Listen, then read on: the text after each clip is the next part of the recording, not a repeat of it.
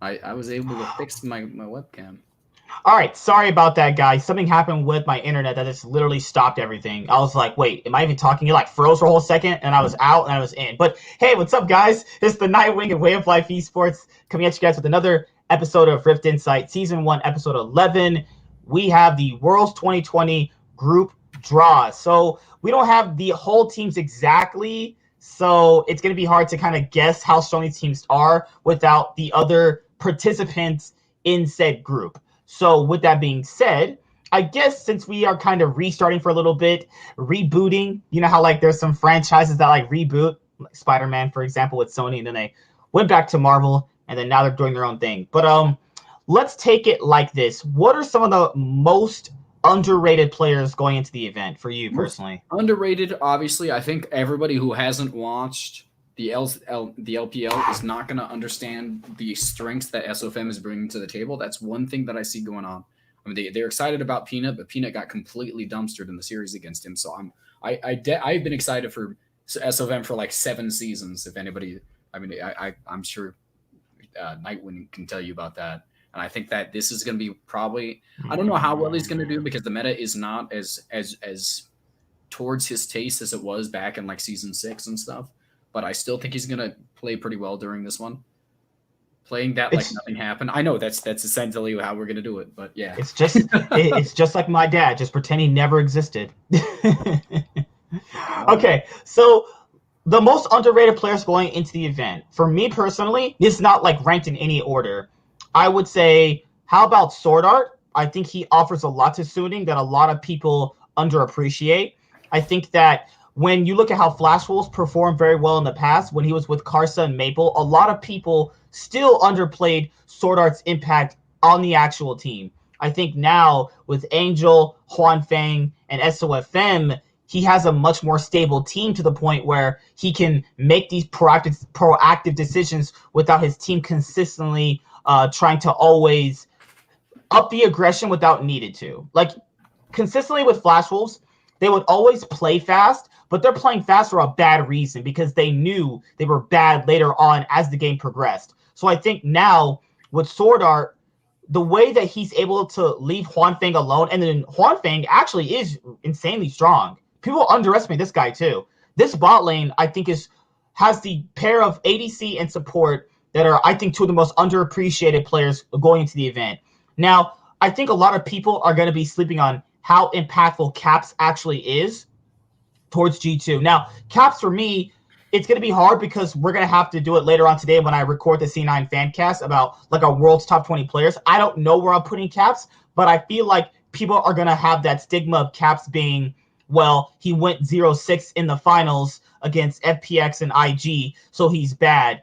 And they probably have only seen the playoffs for the LEC where it was impactful. So it's going to be a big problem to see what Caps are we going to see. Caps facing Angel, and let me see who Machi Esports' mid laner is. Because, like, guys, I watched the PCS, but I watch it, like, barely. I'm not even going to lie to you guys. I watched that shit barely. Now, I do know Machi Esports is their dominant team. So, it depends. Like, what do you think about Caps going into the event, actually? you're asking me? Yeah. What do I think about Caps going into the event? I mean, obviously, I don't think he's up to the standards of the honest, like pretty much any of the. I'm not really worried about Caps. I'm more worried about Perks on G2. I've always been worried about Perks because he's always been the weakest point of it. Like his abilities to he really stifles the what I would say is the potential of this team because even though he does bring mages to the table, his ability to play like standardized ADCs is very weak. That's always been his weakness, and it's really a problem for this team because they were never able to play something like kind of standard comps like other teams are able to. But again, he can pull out the kind of goofy mages, and the ADCs for the most part can't really play well Mm-hmm. against it. I think the big problem with Camps is that he's a major point of this team, but he's not as good as like what I could say is like Knight going into this. I don't think he's going to beat Chovy. He's probably going to be weaker than Angel. He's going to be weaker than uh, BDD. He's probably going to be weaker than a lot of other mid laners, and I feel like that's a big difference between like the NA, the Western and the Eastern scene is the fact that our best mid laners just aren't up to standard when it comes to them. Like we just can't keep up the pace that they're able to exude, and that really it's a bit disappointing, but at the same time it's expected because Like we're really kind of closing the gap between us and the other regions right now. Like they just like China has too many people. We literally can't keep up with the amount of potential they can keep pumping out with how big League is over there. And Korea just is in general is just amazing at League.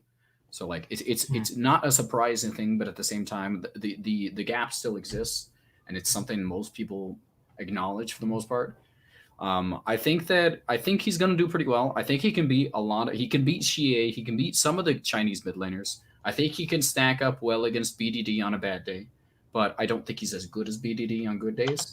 All around, I mean, he's better than everybody from NA. He's really only struggling against 3 to 5 kind of mid laners in the world, and there he has a chance to only face like one of them until like semis. Like there's possibilities for like for Caps to do pretty well. I think Caps is a pretty he's probably the best mechanical mid laner we've ever had coming out of the Western scene. So I mean that's definitely something to say about him. And I think that the weaknesses of G2 and they have a definite shot at Worlds with him in line, even though there is a gap between him and the best mid laners. There is not enough of a gap for me to say that he is not able to compete. Like he's going to hold this team back. I don't know what you just said. He's gone. I think oh, that's very bright. EU is probably EU definitely has a shot. They have G2 is in a really good shape right now. He's gonna destroy everybody. Like every mid laner besides Angel in that group is gonna get demolished by Caps. He unfortunately faced like one of the best mid laners coming out of China. Like I think that's probably the second or third best one. But I mean, I don't think it matters too much because you're gonna have to face them eventually, anyways. Are you back? I can't even see you. Someone's vacuuming. Just keep talking for a moment. Okay, they're vacuuming. Yeah. I mean, obviously everybody knows the weakness that Perks really brings to the table. So it's not Caps has historically struggled against the best mids. I mean, it's a fact. It's just the cap at which the potential I think the Western teams can produce with the amount of resources they have in comparison to the rest of the regions. Like it is not. It's there's more people in the other scenes, and there's honestly just all around better talent in their solo queue scenes. I mean, it's not something that's against Caps. He's incredibly good, and I think he can literally stack up against most mid laners. There's nothing you can hope for. Like you don't win through talent in the Western scene. You win through macro play and early aggression, and that's usually how it wins. You don't want it to get to late games team fights because I don't think that we really do well in those situations. I mean, that's pretty much G2's entire thing, though. I mean, Wonder's been playing incredibly well. I think they're going to have... What I would add to that is, like, I want to say this, but because I am a huge G2 fan, because, like, last year, Perch played pretty well, and I still think people really underestimate how well he played, but I want to, like, I haven't chalked it up to anything. I more or less so chalk that up to, like, beginner's luck, if people understand what that means, though. Chinese and Vietnamese teams. The Vietnamese jungler is SOFM on Suning, and then they actually do have a Machi Gaming is actually in that what's it called? Is in Machi that, Esports? Yeah, Machi Esports is in that what's it called, that group. So they also have Vietnamese teams. So they are definitely not in the best shape right now. I think. Sup MSK. Look at him. What the heck? No, what's up, K-Dot? Oh, this is K-Dot. Yeah, hey K-Dot. How you doing? Bro? So the issue here with a lot of the teams so let's start at the other players people are underappreciating. Ghost on Damwon, people are massively underappreciating. Ghost is insanely underappreciated on Damwon. Now, the thing with Ghost, people don't understand this. It's like he fits perfectly into Damwon because they have Naguri, Showmaker, and Canyon, and Barrel. Right? So he fits that mold of I'm going to be the role player. If you're the role player, people are going to underappreciate you, but that doesn't mean he's a weak individual laner. They don't need an ADC taking your resources, kind of like the Piglet example you've been giving for the last year or so. I actually think that's completely, like, they actually do funnel a lot of resources, and all of their team fights are comp-centric around Ghost. I mean, Ghost is the type, like, I like to make a comparison, like, if you know moderately okay amount about basketball, you know Draymond Green is the all-time, like, one of the all-time greatest defenders and all that stuff. And he was, if not for him, this Warriors team would have looked nothing the same. But at the same time, he is not an all-time great player himself. Just because he makes this team incredible and the best team of all time probably does not mean he himself is an incredible player. Without him, they would be bad. But he is a very core identity to this. He's one of the core pieces to this team. Like that's what Ghost kind of like the kind of way he functions, and he's the kind of the person they play around towards the mid to late game. They do function a lot of resources into him, yeah. But that's only if the draft. They really do draft for him. They always draft for him now. They've been doing that a lot recently. Like that's just how Ghost kind of functions now. This team knows that they are going to stand on their own no matter what you pick for the other laners. So when it comes down to team fighting, they kind of like they pick comps that kind of can team fight because they know Ghost is a reliable player regardless of whether or not they put team like resources to the other people. If they focus on the bot lane, they're going to win the other lanes, and then they're going to be able to team fight because Ghost is going to DPS and put out the required DPS like needed from him. I mean, Ghost got taken advantage of in a lot of situations. Like Ghost was terrible on BBQ, but I don't know if that's really his fault because the entire team was terrible. Like I really do think Ghost is a big piece of this team, and I think that saying he's an incredibly good player is a good thing, but at the same time, like he definitely you have to kind of look at their team structure to like measure how good he is. Yeah. But people are going to most likely underrate the NA players going in. So the NA players that people are definitely underappreciating, in my own personal opinion, are Core JJ, Jensen, Power of Evil. Bjergsen's already known to be pretty good on his team, but I think that people have not looked at Jensen and see how well he was playing in the later half of the split, though. He was playing insanely well. He was matching Bjergsen blow for blow. The only bad game he relatively had was when he got the Zillion pick. But he didn't really play that bad, though. He just face-checked randomly, which is, I mean, not acceptable, but it's going to happen in a long, drawn-out 40-minute game. So I think if people say they're a really big proponent to why Bjergsen is playing well in TSM, you should be looking at Jensen. Jensen is also playing just as well. He's also making an impact in the early game as well. But he's been playing really well. Looking at that past series, not recency bias, I'm looking at the entire split overall. Jensen has played really well. I think a lot of people are coming into this only looking at Bjergsen from North America. But Jensen and Power of Evil were pretty much neck and neck. I think both of them are neck and neck with Bjergsen. The issue is that Bjergsen, you can tell how he's better in specific moments, but that doesn't make him the overall better player, though. If Bjergsen doesn't get Zillion or TF or even sometimes Syndra, his impact isn't lessened, but you can see where Jensen and Power of Evil do impact their team as well. Like I could say the same thing about Power of Evil on Azir. If Power of Evil gets Azir, Flacos has a shot at winning a lot of games. If Jensen gets Zoe, I could say that too. I really think you're like I respect the fact that you're trying to boost up a lot of mid laners that aren't getting a lot of pressure, but you have to give credit where credit is due. Bjergsen was the best mid laner, and I think it was a substantial gap between them. Because is he the best only because his team is not literally up to standard? If you look at the entire regular season, he was the only well-performing member of that entire team, and he willed them into the end of the season. That playoff series, both of them, both Team Liquid and TSM, Team Liquid and Flying Colors, were pretty much him and one other person coming back up to form. Like if you look at the Team Liquid series, it was really it came down to Doublelift actually performing to standard, and then if you look at the FlyQuest series, we actually saw that Spica started playing better than he did before. Like all around, I mean, I think the format was really poorly done. Obviously, I still have a problem with that one, but at the same time, I do think they should have there really is no benefits to going through the winners bracket at this point. You don't get that second win. All you do is get to play less games. Like I think all around, I do think that Bjergsen is probably the best mid laner by a moderately substantial margin, but that I don't want to take away from the rest of them.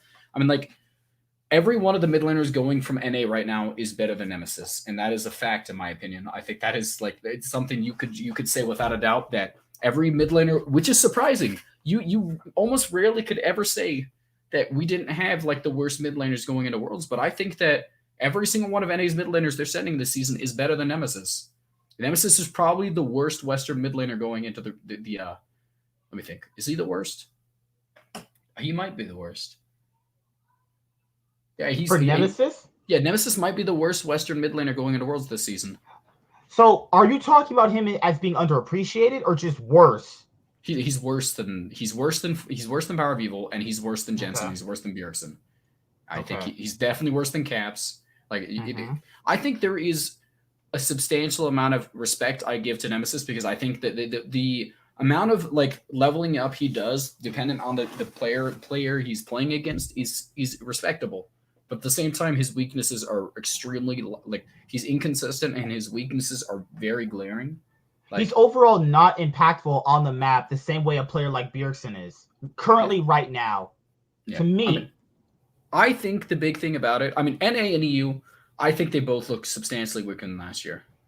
Western wildcard regions, though, I mean, maybe I don't really like. When I think of the West, I think of like NA and EU. But you're correct. There are Western mid laners. There's like LAS. There's all these things. You're correct. I just doesn't pop into my head sometimes. I forget about that. I think the big like NA and EU both look weaker than they did last year. I think that's without a doubt. Each region got weaker, but at the same time, I don't have a problem with the level of play. Like the where did he just leave? Oh, I accidentally kicked myself out. If you hit a button and that's on my mouse, you can leave in certain places. The power of modern technology, guys. Sorry about that. Okay, so for Nemesis, I don't want to sound mean, but he's not as good as you guys like. People have been kind of. No one's been hyping him up, dude. I haven't heard a single person do it. I don't know. How would I say this? So Nemesis, I feel like, is gonna go down in history as Fnatic's worst mid laner, comparably to all the other great mid laners they've had, Expeke, Febivin, Caps. Now, the narrative for Nemesis was that last year specifically, he was pretty good and that he did do well against Caps and outperform Caps in the LEC 2020 Summer Split Finals. He did pretty well. He did okay at Worlds. I'm not going to overrate that. He did okay at Worlds. This year, overall, he has generally been lackluster. So specifically this split for the LEC 2020, if you just watched it, he has been really, really lackluster so far. I mean, you don't want to have a weak mid laner if you're going into the event. Like, having that weak mid laner, not saying he's, like, weak as, like, some other mid laners in the event, but he's definitely a liability. I think on the day you could see him matching up against a lot of mid laners, and that's the only thing you could say. You could say it's possible for him to not feed. And that's I'm like I don't think he's gonna int level 1 to anybody. I just think that depending on how it goes with him, and again, we saw a lot of like most of the presence Fnatic had in the playoffs was based off the fact that Nemesis came back up to standard. I have no problem with Nemesis. I think he's gonna play well at Worlds. I think he's not gonna get dumpstered by pretty much anybody. I don't think they're gonna do that poorly at Worlds, but at the same time, I know for a fact that if we come down to if it was a regular Nemesis versus a regular pretty much any other mid laner. Nemesis versus let's throw him against Yagao. Yeah, I think he would lose against most mid laners on a normal day for him. But we've seen him be able to step up from there. Yeah, and also I agree with him. Do not you killed the stream once. You probably shouldn't just push all the buttons on your stream. You there? Or did you die again? No, yeah, I can still hear you if I'm muted. I'm trying to because when I type on my keyboard. I'm not looking if you're muted. That's why. No. Like if you type on even you, like if your keys are extremely loud, so people who are at work watching on their phones have to hear your extremely loud keystrokes. I'm not typing at all, am I? No, but I'm saying if you do, that will happen. You know. You trying to sass me right now? What did I do? What do you mean? So, okay, so I think people want to talk about the group of life, which is TSM, Fnatic, and Gen G. And then pretty much if LGD get in, and this is not a big if, most likely they're going to get in, LGD is going here. Oh, yeah. I mean, LGD has to go to groups. Grass go Group C. Every other group has Chinese teams. That's it. Group C has Group C has TSM, Fnatic, Gen G. Every other team has a Chinese. Every other group has a Chinese team in their group. So they're only going to go to Group C. Now, that's weird, though. Bjergsen versus Xie after 2017. That's pretty hype right there. Okay, so I love Gen G, guys. I love Gen G. I love Ruler. I love BDD. I love Clid. I really respect Ruler. He's a great ADC. The issue here with Gen G is Gen G have this knack for not only inting draft, they are kind of inconsistent in really weird times. So like, if you guys remember, like the LCK 2020 Spring Split Finals against T1, Clit and BDD were not on the same page. Like, and that's been a consistent thing. Clit and BDD not on the same page. BDD is going for trades, pushed all the way up, no pressure. Dude's fighting with like barely any mana. He's making really good trades, doing aggressive moves. Then he gets punished for it. Then Clit has to babysit mid lane. Like, they have a really weird team dynamic that works specifically for them, but that's not a good thing in terms of other teams who do what they can do better. Like, Rascal, he doesn't like Rascal at all, so it's going to be hard to justify why Rascal is pretty underrated. But I think Rascal functions better as a weak side top laner over than a strong side top laner. But he can play strong side. We've seen him solo kill some of the best top laners in the LCK. Now, does that mean he's good? I don't really know. Because those are... don't know what you're doing. Like, he has had some solo kills, and he has one of the highest proximity solo kills in the entire league. But he's playing better. You gotta give him credit. He's been playing better. And then he was the dumpster fire earlier. He's really stepped up his game. I'll give him that. But they've really been forced into a situation where they continually have to give him strong side, so he doesn't get completely terribly dumpstered. Like, that's just. But you have to play towards that. You don't play towards him because he's not good. Even if you give him the stronger matchup, he's still not going to be able to take over a game, and that's just how he works. Roach is not that good of a player. Ruler is still a little bit south. Oh, yeah, by the way, if Kakao will out-jungle Broxa, all he has to do is participate in the game, and he out-jungles Broxa. Because Broxa literally doesn't do anything until a team fight happens. And if you look at some of the fight, I can't remember exactly. I think it was Team Liquid versus TSM. He literally did not auto attack during the entirety. He didn't get a single assist. Every single person died. Never gotta let this go. This man's never letting this shit go. On TSM side died. He didn't get a single assist on a dragon fight, and he was there the entire time. I don't know how that's possible. I actually went back and watched, and I thought I don't know what he was doing. He was just walking around the entire time trying to find a place to go in. By the time he kind of found a way to engage, everybody was dead. Like, it's not only the fact that he plays team fights. He plays team fights well. And that's literally all he does for the most part. But he really does not play skirmishes well. And he does not, he only knows how to play front to backs. Front to back team comps is how he plays. He cannot play aggressive junglers because he doesn't know how to gank. And he cannot play. He showed that he could. Remember in the Team Liquid game against TSM in Game 5, he was ahead on Graves. He was making a bunch of. Point out one single game out of the 700 they played the entire season. He's trying to make it seem like he doesn't do anything. He doesn't do anything. He doesn't do anything well. He's literally the third worst jungler in NA, and NA has terrible junglers. I'm literally not exaggerating. He's a horrible jungler right now. As it stands, he's one of the worst junglers going into this event, and that's including all of the wildcard reasons. Like, this is not an exaggeration. Brox has been playing terrible this season. And it's really frustrating because he was good at one point. If we look at back on the good days of Fnatic, he was playing extremely well, and he was one of the main reasons. He was one of the best players going into the could have been a meta-related issue. It's not meta. He's not doing anything. Yeah, his entire playstyle preemptively when in his prime was like Lee Sin, and he was able to get a lot of really aggressive ganks off and take over the game, and he can't do that anymore. And at this point in time, he's shifted his play style into something that really isn't meant to be played by a jungler. Like, it's not a jungler kind of team comp. He's not playing tanks for the most part. He's playing these Graveses and stuff and playing them like they're Sejuani. And not even playing them like Sejuani because he doesn't look to get in there. He smokes screens, and then he kind of just dances around looking for the eventual auto attack that he can get off on like the front line. And then when they look at him, he runs off to the back to his Nexus. Like, I don't like the way Brox is playing the game right now because it's really just not – it doesn't make sense in this meta. It doesn't make sense in this season. Didn't make sense in any season. He's not playing the game that like it's meant to be played. He's playing the game like he's PvPing a bunch of bots. And like, he doesn't die, and I respect that. It's not like he feeds. That's something that – like, I had a problem with Dardoch's playstyle because he would constantly get caught out and die. But Dardoch, at the very least – was one of the most hyper-aggressive junglers in the early game, and that's not something I would take Dardoch over Brox at this point. Like, I'd take anybody over. Like, Broxa, literally the only ones that I could say were worse than him were Spica and Wiggly, and Spica stepped it up recently. So it's hard for me to say that he's probably not even better than Spica now. Like, I think all around Broxa, he's been a very big disappointment. He's been a really bad experiment that I'm kind of like sad about because I think that his prime, he's a very handsome man. I will give him that. And he has had very good highlights in league. But I think if we have to point out a very big flaw in Team Liquid, it's the fact that he's non-existent in the early game, and it's going to be really bad in a meta that has some of the strongest junglers in the world going up against him in a meta that is relying on this types of stuff. I mean, I don't want to be angry about him. Like, again, I think he's a good player, but I mean, I don't think he's a good. I think he's a good guy. He's really nice, and he has a really good mindset when it comes to just keeping everybody positive. But that's not enough for me to say he's worth having on the team right now. And Ruler is a little bit salty about Jackie Love interview. He wants revenge.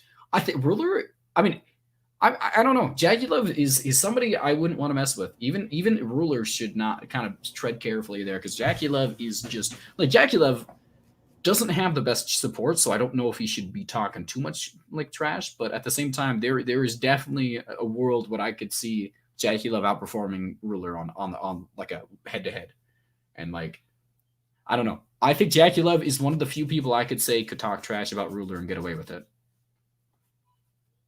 I watched stream. What? Oh, you watched the stream. I don't know. I don't know how to speak Chinese or Korean. I barely know how to speak English. So if there's a stream where he said this, barely. I did not see it. I don't speak English at all. He says words like Confucius. That's whatever, man. Oh my god. All right. Thank you for the 9 people that are watching. If you could like the stream, that'd be greatly appreciated. Obviously, if you do that, then more people see it and more people join the conversation. So let's pivot toward the group that everybody wants to talk about, because these are relatively the most popular teams: TSM, Fnatic, and Gen G. Now, let's start with TSM. So I think it's not crazy to say that TSM are stronger than Fnatic right now, based off the playoff performances. But the issue here is that Fnatic did not really look that bad in the playoffs. People are just only looking at the finals against G2. Now, Selfmade is better than Spica. Broken Blade is better than Whipple right now. Bjergsen is better than Nemesis. Reckless is better than Doublelift. Biofrost is better than Hylissang right now. So you have a bunch of these matchups that are all in toss-ups. They're all in toss-ups, relatively. Broken Blade has been more consistent than Whipple all split long. Selfmade's been better even when Fnatic were struggling. He was better than Spica. All split, all playoffs. I agree with that. That's crazy. His 0-7 games and all that stuff, he was still more impactful than Spica at the beginning of the season, during the regular season, because he existed, just by being a person. Because I don't think Spica could have been considered a human being until the playoffs. A human being. He was racking it up. He was getting better as time went on. I told you he was going to get better. You're like, no, he's going to suck. He's the worst jungler in NA history. One series, I think he played well. I'm not going to say that he is the next coming of, I can't even name it. Dardoch in season 6. This man is a hard on for Dardoch in season 6. It's like a younger version of Thorin. It's literally no, hold on. This is probably the best jungler NA's ever produced was Dardoch. And I know he plays poorly right now, but I love him so much, and I really do appreciate what Dardoch did to the scene while he was in it. But at the same time, I think Fnatic's again, Hylissang is not worse than Biofrost on his good day. Hylissang literally is the next Doublelift, only if showing up if it matters. No, only not showing up when it matters. You mean, because Doublelift literally did not show up in most of the worlds he's been to. He didn't show up in in pretty much all of last season, in their best games, in the last 3 games of the season for Team Liquid, I think he played well. But in the last split, sorry, in the spring split, I think that saying Doublelift shows up when it matters is a stretch. I mean, he shows up half of the time when it matters, when the competition is terrible. Doublelift did not show up in the finals that much. He played well in the semifinals against Team Liquid. I think Hylissang is substantial. Again, if it is a good day for Hylissang is going to be substantially better than Biofrost. Hylissang is just inconsistent. And that's all you can say about it. I mean, we're talking ifs here. Those are I'm going by what I was shown. Consistently, Biofrost. I mean, to be fair, if you want to say Hylissang's better than Biofrost, that's fine too, because Biofrost. Let's not forget things here. He got subbed out.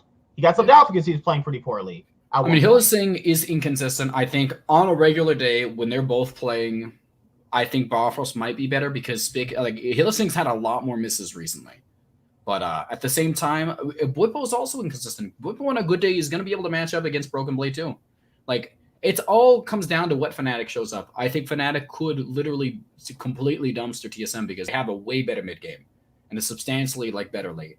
But at the same time, the early game is going to make a difference for these teams. There's no regular day for Hylissang. I know, it's just, I agree. There's only heads or tails. That's quite a bit better than what else. Thank you, Nick. He's literally he's the definition of a coin flip player. He's the definition of it. He's literally there's games on Blitzcrank. He can hook you out of positions you never even thought of were possible. Then there's games on Nautilus. This man is running it down, going 0-10. I don't know how he's so bad on Nautilus. He's just a terrible Nautilus.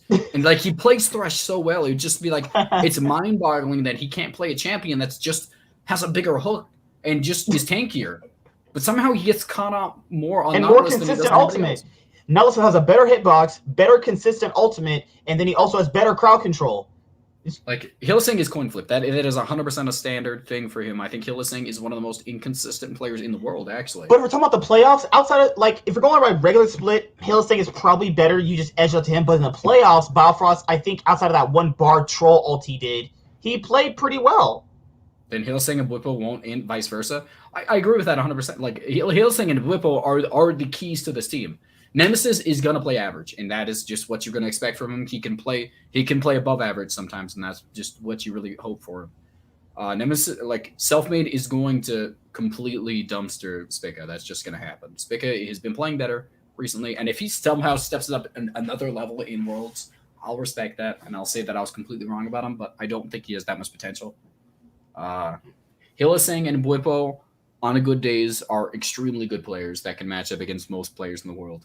But we're going to have to see if those two show up on a good day, because I really don't know if I can. You're telling me Bwipo can beat Zoom? I did say most players. I left out. I made it not 100% for a reason.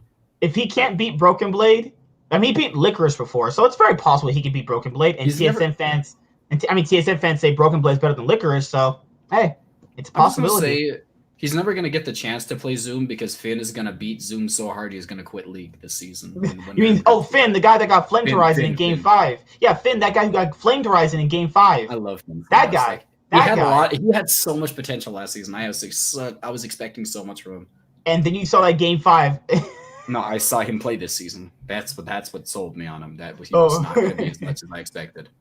All right, let's go to Gen.G. So for people who haven't been watching Gen.G, this is a different Gen.G than what you guys remember. Last time people saw Gen.G, relatively, if they don't watch the LCK, Gen.G had Crown and QV, and you guys know that, right? But now they have BDD, Clid, Ruler, Life, and Rascal. So the issue here is that Gen.G are going to have to find a consistent play style that works for them. Some games they are very bloody. Some games they play like T1. Some games they try to play Team 1 and Dam 1 style. They need a consistent style that works specifically for them. BDD is really good. BDD is an X factor in team fights. But the issue with BDD is that him and Clid have bad 2v2 synergy. And in this meta, you need that mid-jungle 2v2 synergy. That's what a lot of teams have been focusing on, is mid-jungle 2v2s. I know people say it's jungle and support, but by what the pros are focusing on, it's mid and jungle. It's actually split. I agree with that. Was most of the reason that FPX succeeded last season, but I think it's been a lot less of a staple this season. I think a lot of the teams have been shifting the dynamic of how they play the game from that specific genre because of the fact that the objectives on the map are so much more important this season at the early stages of the game. Ruler is a great. Yeah, I agree. I mean, he's Ruler's not great. Ruler is pretty good. Now, what holds Ruler back? What holds Ruler back, guys, is his support Life. That guy is trash. That guy sucks. Holy crap! How's he even accepted? Gen.G, I love them, but I'm not trying to flame you guys, but you can't call yourself a super team with Life. Come on. They are a super team because of the fact that they have Ruler, BDD, and Clid. That is enough. That's enough to be a super team. Those are three really good players. You're gonna call Rascal a super player? I will never. Rascal is not a super, but he is a good weak side top laner, and that's all that matters. And that's really Rascal has been playing better on the strong side recently, though. I won't ever say that, but I think that. Well, he's never done it against the top laners. He does well against bad top laners. He does terrible against good ones. Ruler has the best personality. I think you might have a big crush on this man at this point. You've been complimenting him for the past 30 minutes, man. I respect him. I like Ruler. I think he's an incredibly good ADC. I don't know if I like him that much. I don't think I have I don't I have know love about for him. anything about his personality. I think he's probably a good dude.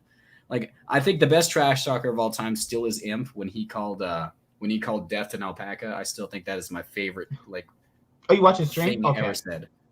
I think all around, I think the big problem I have with Gen G is probably the fact that Deft gapped Ruler with a broken back Keck W. I mean, Deft is like a legacy, one of the best ADCs of all time. And I don't know if he gapped him. I mean, there was a really, I don't know. I mean, I don't know if I would say gapped in that series. I think the gap was, where was the gap mostly? I'm trying to remember. Are you talking about they didn't even? They played, Are remember? you talking about in the recent playoffs? series. Yeah, in the Yeah, very the last playoff. one where fair enough. Gen G did actually lose that one. I still think Dragon X is the better. I mean, No, Gen wait, G is hold the on. The better only team out reason of why the Gen G two. lost because they had to remake the series. Gen G were winning the whole time in the Yeah, other previous one. Gen were G was a better But team. let's come on. They literally had to remake it. That's not their fault. They were actually going to win. That is like one of those times where you're just like, okay, that's it. They were literally just unlucky. That's just not fair. Gen to them G is personally. probably the better team out of the two. I mean, I think But to be Deft, fair, Dragon X was better the whole split. Dragon X had moments in the split where they were better. they literally are a team that if you don't take over the game and take away their weak early game presence, they are going to win the game because their team fighting is one of the best in the world. They know how to play, a front to back comp, which is just a normal thing. They lost their momentum. They didn't lose momentum. They didn't advance as a team as a whole. They literally, the Death started playing slightly worse. And all around as a team, they didn't get better in comparison to everybody else. Everybody else got substantially better. T1s got worse. Never mind. But besides that, Damwon got just turned into a super team. Gen G put all of their pieces together and became a better team all around. Like Dragon X kind of stagnated, and they're Afrika was a wild card. I'm just saying the way they play the game right now, like Dragon X plays right now, they played since day one when this team was formed. They have not changed since, and that's just they've just got better as players. That's all they've changed. Like all around, I think that they have we're supposed to be talking about Gen G, but at the same time, it really is an unfortunate situation. But if LGD get in this group, so hypothetical scenario, if LGD make it in, which we know they are, come on, if you guys have watched the LPL, LGD are making it in. You really think they're gonna be losing? Like, I get the LGD players are not as great as the other Chinese teams, but they're still substantially better than those playing teams. I mean, let's not kid ourselves here, right? So if LGD get in this group with TSM, who is getting out? Are TSM not making it out of groups again? TSM has only ever made it out of groups once. So if you say TSM has never made it out of groups, you are wrong. Stop spreading misinformation because you weren't watching back then. TSM has made it out of groups before. They made it out in 2014.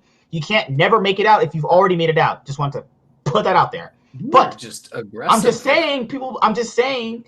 So if LGD make it into this group by coming out of the play-ins, the teams that I have getting out, you guys know I'm going for Gen G to get out. I mean, hey. Gen G's making it out. It's a toss-up between the second place, so I could see a world in which where Fnatic beat LGD. I think Selfmade has been playing a little bit more better than Peanut. Well, just I don't want to point out TSM is still in this group that you're talking about, so you just discrediting their. I'm just saying, yeah. Are you saying TSM's out? TSM's not in this group anymore. Are you saying TSM's in? Are you I saying think TSM have a good chance? I mean, they literally the biggest competition right now that they have is Fnatic, and Fnatic is a very good match.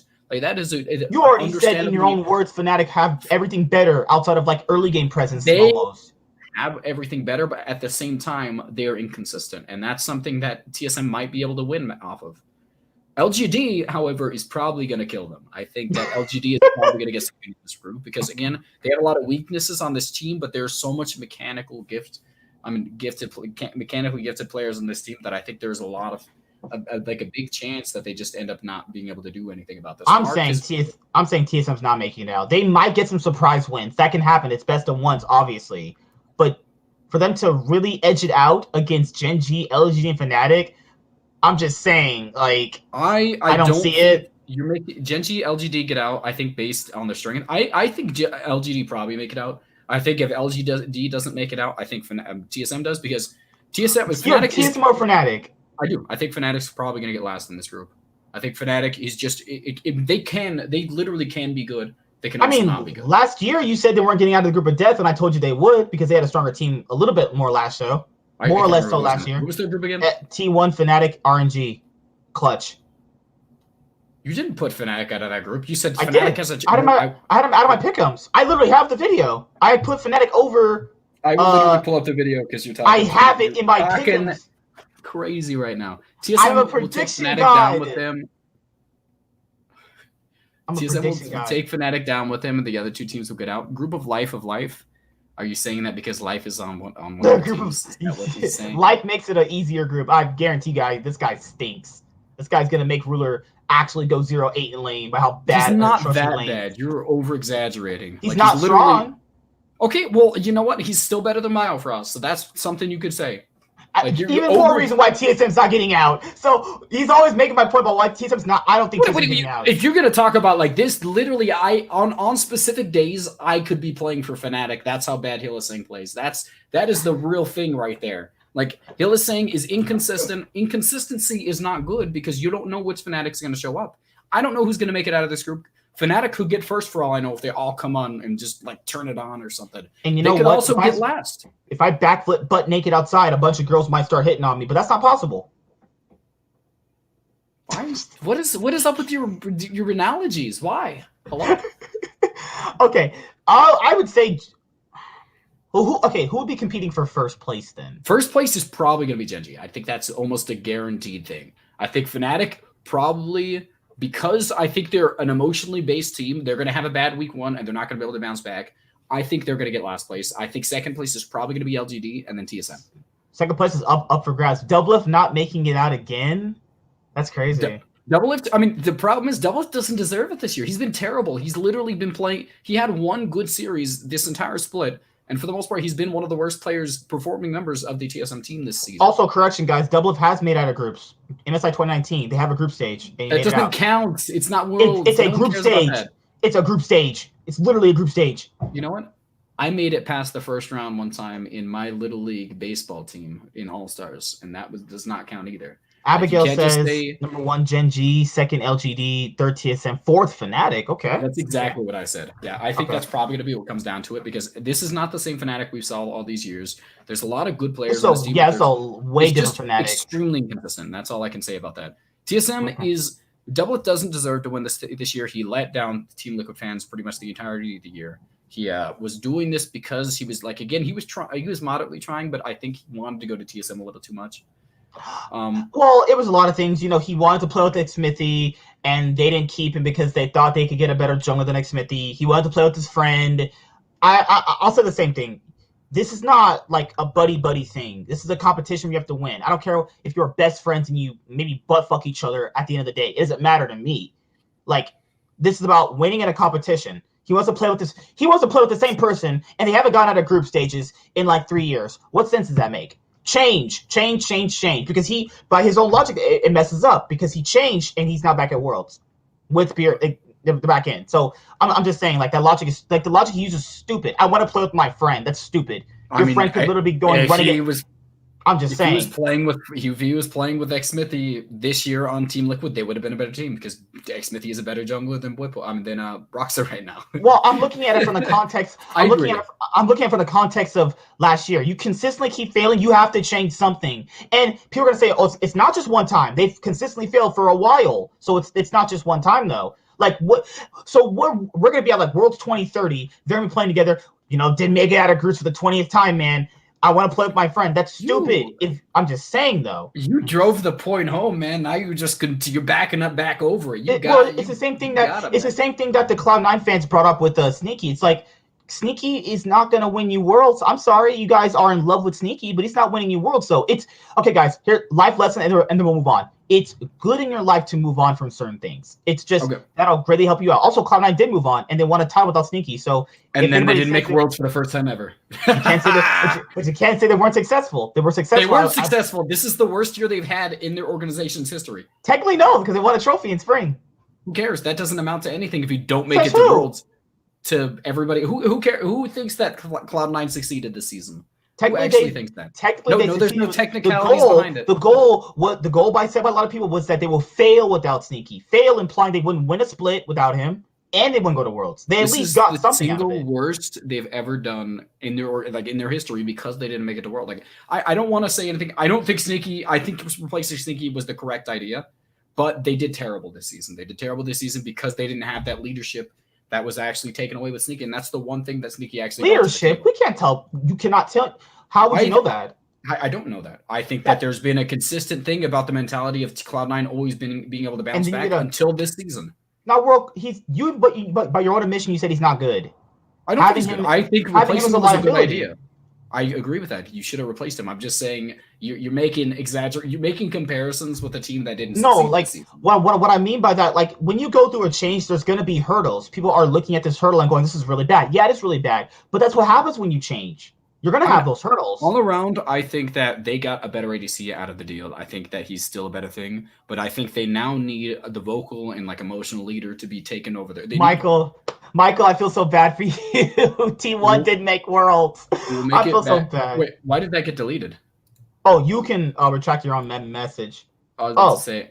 Oh, I was wondering. All right, guys, let's go to the next group. So we covered Group C fully. Let's go to the easiest group, Group A, G2 Esports, Suning, and Machi Esports. Now, the only other team that could probably make it in here is Team Liquid because the other teams have an NA team in it. So you would have a group of G2 Esports, Suning, Machi Esports, and Team Liquid. So I can't really speak on Machi because, like, I really didn't watch them too much. I watched a few games early on in the split, and they were pretty good from their region point of view. Now, I don't know how that's going to translate here. I really don't. So I can't really speak on that. I've only seen so little of their games. But G2, Suning, and Team Liquid. So assuming Team Liquid get in here, who's getting out? There's a world. I could see Suning not making it out. S1E14 is not that good. I'm just kidding. I want to point out, Nick, Team Liquid can't go to if PSG makes it out of groups. Yeah, you're right. Team Liquid or any wildcard team. Sorry. No. Hold on. If PSG makes it out of groups, Team Liquid has to go to A because there's already Vietnamese team in Group A. They're literally PSG can't go into that group, and the other two teams have to go to C and D if they make it out. So literally, if PSG, Team Liquid, LGD, and Mad Lions all make it out, the groups are decided. I think the group is probably. I think the thing about Suning Gaming is that they are a very passive early game team because of the fact that you see their jungler more of an objective based kind of counter jungling-esque jungler, and that's not something that is really impactful in terms of affecting the lanes besides skirmishes. I think that is something that G2 is not going to struggle too much against because they're more so an aggressive jungler, and again Suning has played against a lot of teams with this type of playstyle in China, but that, again, at the same time, that's not something that I would say, they're not going to be exploited because of this thing. G2 is going to try and force a lot of dragon team fights because that's just how they do, and that might be able to do something to Suning. I don't know if I would put Suning above them. My favorite player going into Worlds right now is still S1E14. Still my favorite player going into Worlds, but at the same time, I know there are very big flaws. Will players like Jankos and Broxa exploit S1E14? No, that's terrible. Jankos will be in. I think Jankos could contest him, exploit him. It's a different story. I mean, literally, he's not mechanically gifted enough to be able to beat him mechanically. He's not as intelligent when it comes to map awareness. S1E14 is just a more advanced version of Jankos, and it's probably 20. I think that's probably the biggest difference in this. Jankos is more. The good thing about it is that Huang Fang gets left alone on an island a lot, and he's really still one of the better 80. That's because Sword Art literally leaves him. Yeah. S1E14 is my favorite. Sword Art just leaves him. It's just Sword Art literally invented that I'm gonna roam and sack my lane. Well, not invented. He took that inspiration from Mata and players who's the other guy, Mad Life, where he'll just sack lane, leave it, and just go elsewhere. It's Yeah, Huang Fang is a really good really strong. ADC. Bin is one of the better kind of strong side top laners. Obviously, he's not good as he's probably is he the weakest? Let me see. Who's not LG? No, he's probably Zoom, the second. 369 and Zoom are both Lang better X. than him. Lang X is also pretty better good than him too. He's the worst one coming out of China, but I still think he's incredibly good. He's going to match up against anybody else in the regions. He can beat 2 out of 3 of the top laners coming out of Korea, and he can beat everybody else in the Western scene. So I think that's really kind of surprising that like this might be one of their best roles at this point. It's went from only ADC from China to like 3 roles that it might 2 to 3 roles that might be better than ADC in China in like the span of 2 seasons. Like, I think no. I mean, G2's bot lane has always been the clear defined weakness of this super team. Like they literally are the weakest point of this team because he can't play the sustained ADCs that, or like just the standardized ADCs. Perks can't do that. They tried to swap it around with Caps going bot lane, but it's obviously not a strength this team is able to do. China has the most stacked top laner. I agree. Like they like the top 10 top laners are comparable to like the best top laner in most every other region. Supports in the EU are generally rather lackluster though, unless it's Kaiser or Vander. Who else? Yeah, I agree with that. I mean, that's just for right now. Yeah. I mean, I think without a doubt, like Suning is going to dumpster the jungle aspect of every other person in that group because SFM is just a better player than everybody else combined in that group. And I love him so much. He's not reliant on the mechanics that he actually does possess. He's a mechanical beast that is reliant on macro play or jungle awareness. And that's something that you rarely see out of a jungler. He was probably, in my opinion, in season 5 that he came in? I'm trying to remember. Rek'Sai was a big thing and stuff like that. Gragas, Rek'Sai, Sejuani were big things. He was the single best. I still think he was the best jungler in the world during season 5, as much as people don't really acknowledge that. I think he was literally his map awareness is always being able to time each one of the camps was such an incredible thing that most people can't do. But in terms of this group, like I could see a world in which where Suning gets first place. If it's Team Liquid in here, I could see Suning beating them. Suning plays a better Team Liquid style. It's like way better. And you have stronger laners too. Angel against Jensen, SOFM against Broxa is the biggest mismatch I have ever seen in a while. SOFM, that again, the reason that I think that it's possible for G2 to win out first place in this season is this group is because Suning is not an aggressive early game team that is going to force skirmishes and all that. Like they do force skirmishes, but they don't force you to fight them and all that stuff. Mm-hmm. They go for objectives, and if you try and fight them, they react to it. That's how Suning plays, and that's what SOFM's style of play is. He usually tries to has the awareness to keep track of where the jungler is. Like based like on if they're farming the top side, he knows to go to the dragon at that point in time. He usually keeps track of their pathing.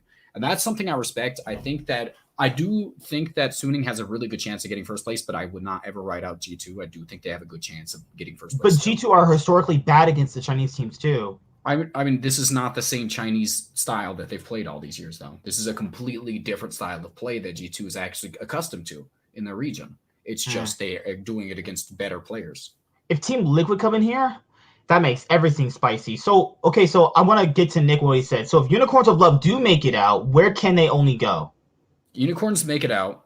Who are they playing to get out? Aren't they in Team Liquid's playing stage group? If they make it out against Team Liquid and PSG and all that stuff makes in, I believe they go to Group B. They go to Group A, I mean, because PSG can't go into Group A. And then everybody else has to go. Group B has LGD, PSG, Rainbow Seven, Unicorns 11, V3. Okay. So, Group A for the playing stage is INTZ, Legacy Esports, Mad Lions, Supermassive. Actually, Group A is way stronger. Group B is so much easier compared to Group A. INTZ, Legacy, Mad, Team Liquid. If PSG makes it out, there's already a Vietnamese team, so they can't go to Group A. LGD can't go to Group they have to go to Group C, and Mad Lions has to go to Group D. Like if PSG makes it out, it doesn't matter who gets out on Group A. They have to go to Group B. They have to go to because you can't have double regions in a group. Yeah, Vietnam they have a main stage right now. They got a main stage this season, which means they went directly to the front the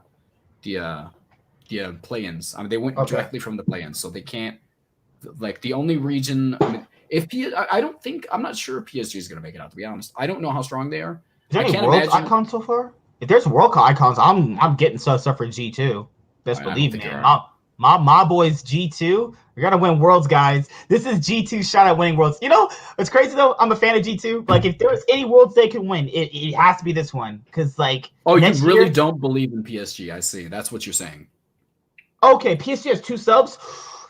That's a good point though. That's a good point though. Their 2 Koreans couldn't make it to China? Really? Ooh, I didn't know that. Thank you, Nick. I did not know that actually. Well, That's a big blow to them. If they're That's playing why with you keep subs, saying this then. okay. If they're playing with subs, then okay. Huang Fang next. Huang Fang is so unappreciated because he's literally not the centralized point of this team. I think this is going to be somebody you're going to be surprised by, but I agree with that. I think Huang Fang is going to make a big impact at this Worlds. At the same time, the fact that he's not the centralized point of this team is going to make it hard in the early game for him because they play around the bot side because the fact that that's just where Dragon is. If Dragon was on top side, you'd never see a SOFM there. And that's just how he plays. Like, I don't know if I'm going to say he's the next Uzi, but I do think he is a strong laner. I agree with that. I'm not sure what's going to go on during this region, during this, during this, what's it called though? During this Worlds, because I don't think that a lot of these teams are going to be identifying each one of the flaws in this team. And I think they're going to be ganking bot a lot more than most teams are going to be used to. Like than they used to be. When it comes down to Worlds, a lot of the play styles that you're used to in China are kind of different, like completely different. Like obviously, I think these teams contest different things. They like their objective based control things are different. They do everything differently, but it's also at a much faster pace. Like you know how in NA they don't like contest Dragon Vision a whole bunch. Every other team does. I don't know why this is such an NA thing. But it's not anything. It's a TSM thing to not even look at Dragon until they're about to get sold. Literally, don't even contest it until it's 3 seconds from soul, and then they rush down there. And I hate TSM. TSM is the stupidest team at Worlds. Just purely the problem. Suiting wants to play for their top. I agree with that. Like it doesn't make sense for me. Like I know like Bin is an incredible. Like it's not like Bin is bad, but like you have one of the best ADCs at the tournament on your team, and obviously that's something everybody else has, but. In course, from G2 today, which is interesting. I asked myself why G2 would scrim them. Well, I mean, because I think one of the players talked about that. So like people from that specific part of the world get to scrim an LEC team if they're the best. You get like 1 set or 2 sets. That's what Closer said when Closer was on Royal something. If you're the best team, you could get to scrim any LEC team. But you would also have to. But also remember, they're all boot camping in Korea or China, right? They're boot camping in China, so maybe who knows? Who knows? Maybe Unicorns of Love and G2 are sharing strats. That's a good thing. But all right, so that's pretty much it with Group A. I think if Team Liquid make it in, it's going to be a lot more interesting. The issue here is, can Team Liquid make it out? I mean, no, I don't. They cannot. If you said Team Liquid could beat Suning, you'd have to sell me on Broxa beating SOFM. That's what you have to sell me on. Not happening for me, you know. But all right, yeah, everyone is bootcamping in China. Yeah, okay, 2015 grabs and shit. Yeah, you're right. I remember. Yeah, they're friends. I remember. We've only seen Huang Fang in one meta because he's a rookie, so he might just be really exceptional on the Ashe Jhin picks, and that's what makes the team not play around him. I think that I agree with that 100%. Supportive play, like ADCs have been the entirety of the meta because there's just like absolutely nothing you can do about again, obviously I think it's not nearly as bad as it was a few seasons ago when literally only Ashe and Jhin could be played.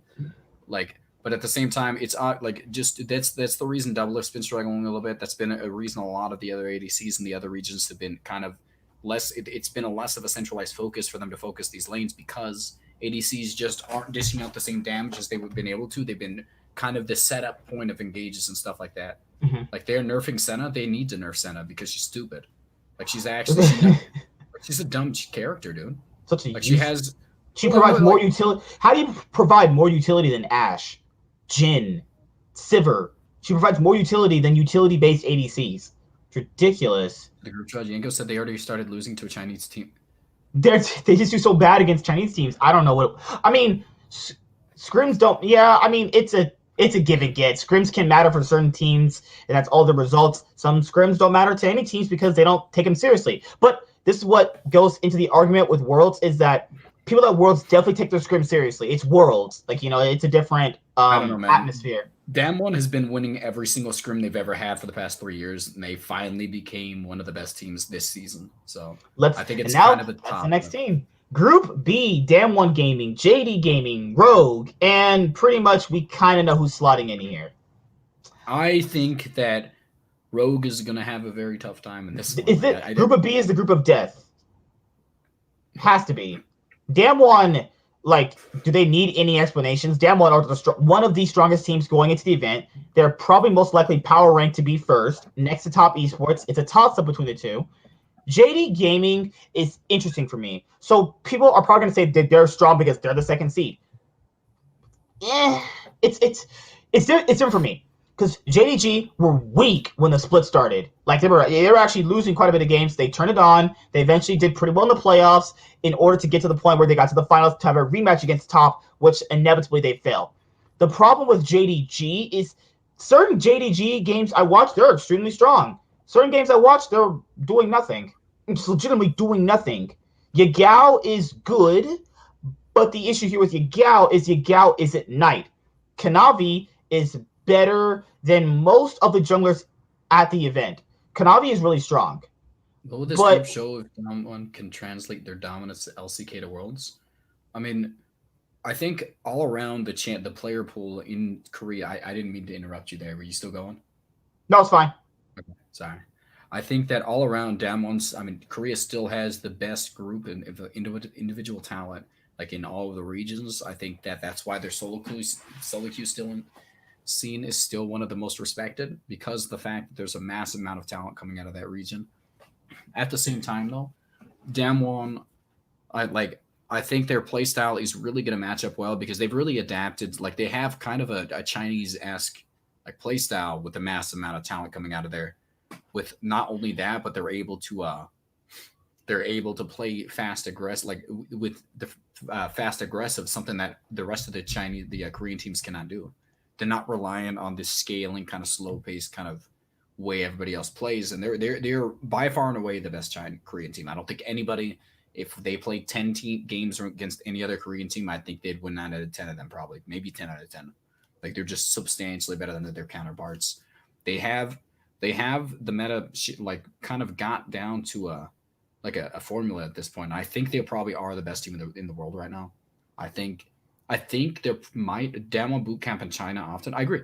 I think Damwon might actually 2-0 like JDG. I think that they're a very counteractive playstyle to JDG's kind of reactive playstyle, and they try and scale into a meta-shifting, meta-centric late game scaling comp.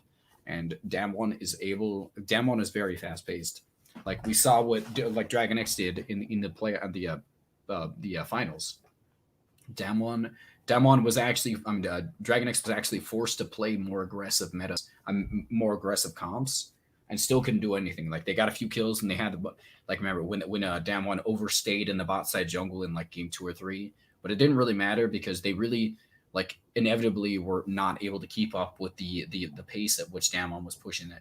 Like Damwon genuinely has one of the best mid laners in the world.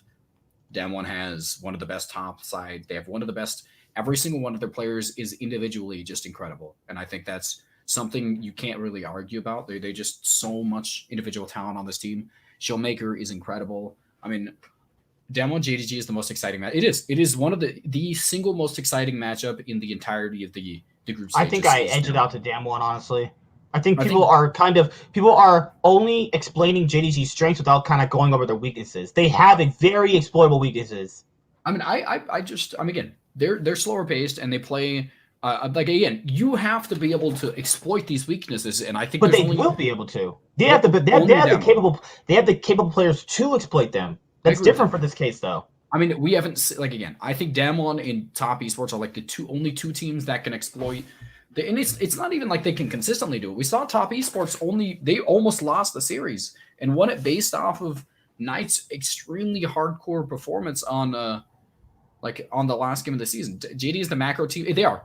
The way it works and the way people explain it in China is JDG is the best team and Top Esports is the best team of players. And that's just how everybody's viewed the team. It is going to come down to JDG. Whether or not they can stave off the aggression Damwon Gaming is going to be able to produce, because they're going to produce a lot of like Showmaker is an incredibly good player. It's not like they're not used to good mid laners. They played against Knight in the finals, but like I'm not sure if they're going to be able to stop what Damwon can produce, because again, we saw the weakness that JDG had against what's it called They really did. They were able to win through the bot lane because their bot lane is one of the strongest suits of them. But like when it comes to like the only pressure they have in the early game is they generate it through bot, and they try to play around that. But I don't know if that's going to matter because Ghost is not the centralized point of this team. He's just a very good piece of it. It's a completely different situation when it's like doing that to Jaculov, who's one of the iconic pieces of that team. I think Damon's probably going to 2-0. I don't know for a fact. I don't really know if that's 100% the case, but I think that's just the way I see this series going for them. But JDG is definitely a talented team, and I could see them doing the exact opposite instead. Yeah, be back. I got a call. I could see. How would I see this? If JDG beat them the first time around, I don't see them winning the second time around. That's me personally. I actually think if they're able to win that first game, I think they're going to win the entire series. I think it's going to be without a doubt they win the entire thing. Doesn't matter TSM. Oh, welcome back. Oh, what's up, Sean? How you doing, man? Yeah, I don't know about the gear. Hey, Sean. Hey, Sean. Are you ready for TSM to go 0-6? That is not going to happen. Oh, it might. Oh, it definitely might. TSM is not going to lose twice to Fnatic, and I'll believe that. Zoom is a better top laner than Naguri. That is, you know what? I won't say that without a doubt. I mean, I think Zoom is incredibly good, but I won't say without a doubt he's better than Naguri. Naguri is like the only non-Chinese player I could say that. He's consistent. Yeah, I agree with that. Naguri is inconsistent. But Naguri only plays this thing with rating Naguri highly. Naguri only plays one way. Like, he's always consistently not aware of jungle pressure. He's never really consistently warding for himself. He's always playing far ahead. He sometimes gets behind, and his team has to pull him out. You know, so that's my problem with people rating Naguri too high. That's Naguri's my thing. The third best top laner going into the tournament, second to third, like, and maybe like first through third. I would say he can literally be in any of those positions. Like, I agree with the concept behind. Is a budget the Shy? I 100% agree with that. I like it's literally the Shy is the best at that specific playstyle that's ever existed. But if we talk about this season, the Shy is literally a budget Naguri because the Shy has been terrible. He's been overextending his weaknesses. Like his strength is being a mechanical god. Yeah, I mean while going 0-8. Yeah, the Shy would still generate pressure 0-8, and I don't think Naguri can do that. But at the same time, Naguri's been feeding a lot less, so I think that's something you have to take into mind. People forget this man literally was playing Klepto on everything in existence and possible. That was last season. That was. I mean, time ago.